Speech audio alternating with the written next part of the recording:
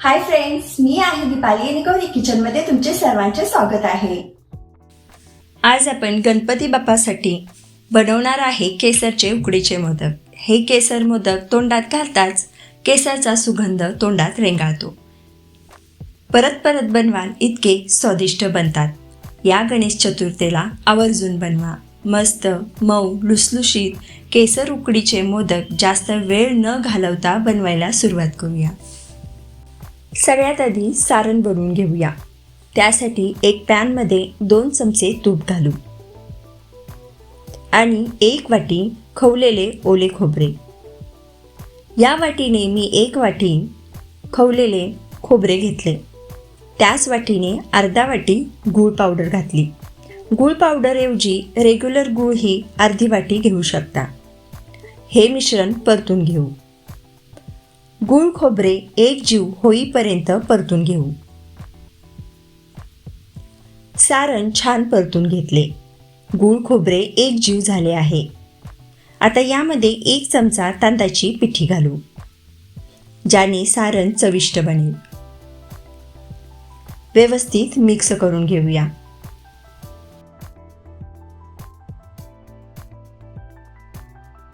आता यामध्ये वेलची पावडर घालू, मिक्स करू आणि थोडेसे जायफळ खिसून घालू। तुमच्या आवडीने यामध्ये ड्रायफ्रूटही घालू शकता। हे सारण तयार झाले आहे। हे बघा, असे सारण बनवून तयार झाले पाहिजे। आता हे सारण साईडला ठेवू आणि उकड काढून घेऊ। इथे मी 1 वाटी तांदळाची पिठी घेतली आहे। ही पिठी दुसऱ्या वाटीमध्ये काढून साईडला ठेवते आणि याच वाटीने 1 वाटी पाणी घेतले। एक पॅनमध्ये 1 वाटी पाणी घातले। 1 वाटीला 1 वाटी पाणी घ्यायचे आहे। इथे आपण सम प्रमाणात घेतलेले आहे। आता यामध्ये अर्धा चमचा तूप घालू आणि चिमटीमध्ये जेवढे केसर बसतील तेवढे केसर यामध्ये घालूया। इथे तुम्ही 1 चमचा दुधामध्ये केसर भिजवूनही घालू शकता। माझ्याकडे वेळ नव्हता त्यामुळे मी असेच पाण्यात केसर घातले। चवीनुसार मीठ घालू आणि अर्धा चमचा साखर। आता हे सगळे मिक्स करून घेऊ आणि 1 उकळी येण्याची वाट बघू। इथे मी थोड्याशा दुधामध्ये केसर भिजत ठेवते आणि साईडला ठेवून देते। पाण्याला उकळी आली आहे। आता यामध्ये तांदळाची पिठी घालू आणि गॅस बंद करू। पीठ व्यवस्थित मिक्स करून घेऊ। इथे मी इंद्रायणी आणि आंबेमोहोर तांदूळ स्वच्छ धुवून नितळून रात्रभर असेच सुती कपड्यावर पसरून सुकवून घेतले आणि दळून आणले आहे। मोदक सुंदर सुबक होण्यासाठी काही टिप्स मी सांगितल्या आहेत। अगदी सविस्तर व्हिडिओ त्याच्यावर आहे। डिस्क्रिप्शन बॉक्समध्ये लिंक दिली आहे, तिथे जाऊन तुम्ही बघू शकता। आता यावर झाकण झाकून 5 ते 7 मिनटं असेच ठेवू। लक्षात घ्या, गॅस बंद केला आहे। उकड तयार आहे। 7 मिनटं झाली आहेत। आता एका ताटात उकड काढून घेऊ।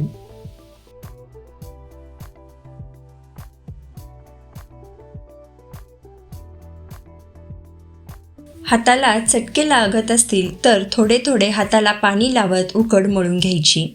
अगदी मऊसूद मळून होत नाही तोपर्यंत मळायची।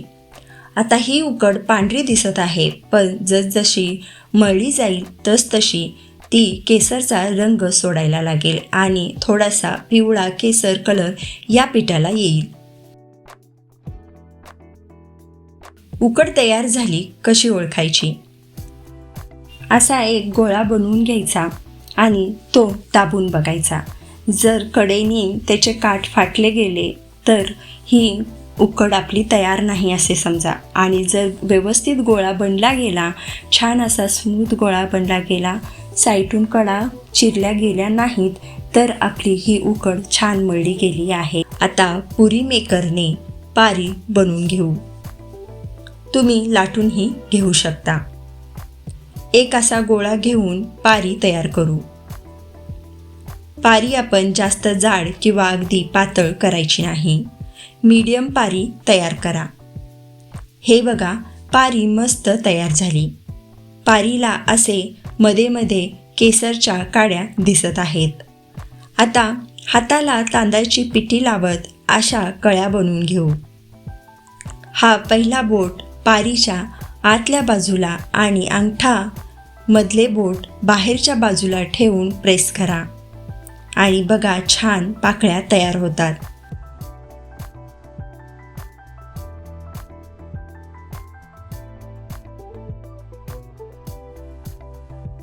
यामध्ये सारण भरू.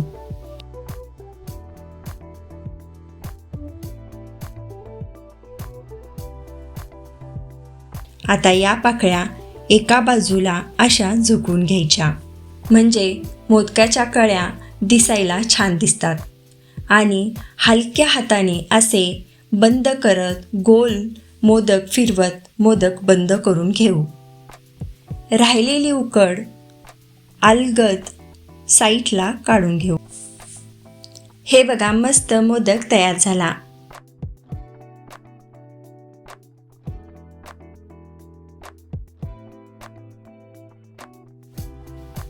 समजा जर पाकळ्या वाकड्या तिकड्या झाल्या तर काय करायचे? एक चमचा घेऊन असा कळ्यांना आकार द्या. जसजशी तुम्ही प्रॅक्टिस कराल तसतसे मोदकाचा आकार तुम्हाला व्यवस्थित जमेल. अजून एक तुम्हाला बनवून दाखवते.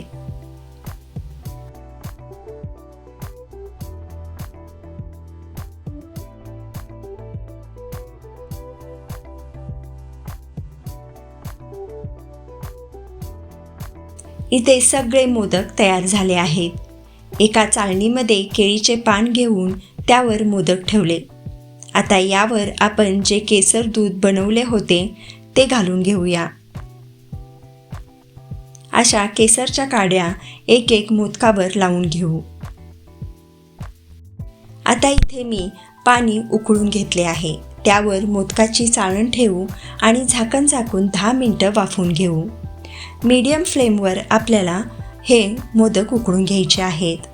10 मिनिटापेक्षा जास्त वाफवू नका, नाहीतर मोदक कडक होतात किंवा पारी फाटते. 10 मिनिटानंतर बघा, केसर मोदक आपले तयार आहेत. मऊ लुसलुशीत बनले आहेत. मी तर इथे बसून मस्त खाणार आहे.